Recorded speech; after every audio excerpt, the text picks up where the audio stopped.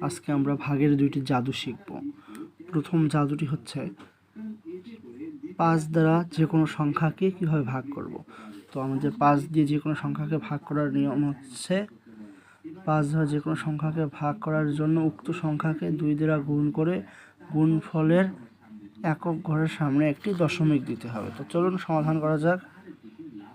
আমাদের প্রথম সংখ্যাটি আছে 7। 7কে 2 দ্বারা গুণ করলে হয় 14 লিখে ফেলা এবং এককের এক ঘর সামনে একটি দশমিক দিচ্ছি, এটি উত্তর। 21কে 2 দ্বারা গুণ করলে হয় 42 এবং আমরা এক ঘর আগে দশমিক দিচ্ছি। 131কে 2 দিয়ে গুণ করলে হয় 262, আমরা 262 লিখতেছি এবং এককের এক ঘর সামনে আমরা একটি দশমিক বসিয়ে দিচ্ছি এবং 556 এটিকে করলে 256 করলে হবে 512, এক ঘর সামনে দিচ্ছি, এইভাবে উত্তর। আপনারা অবশ্যই চেষ্টা করবেন। এবং আমাদের দ্বিতীয় ম্যাজিকটি হচ্ছে 1 থেকে 9 পর্যন্ত যে কোনো সংখ্যাকে 37 দ্বারা ভাগ করলে কত হয়।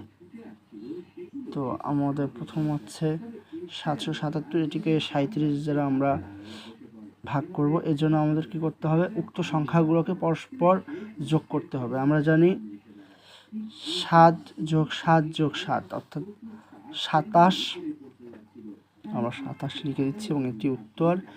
এবং দেখুন এটাকে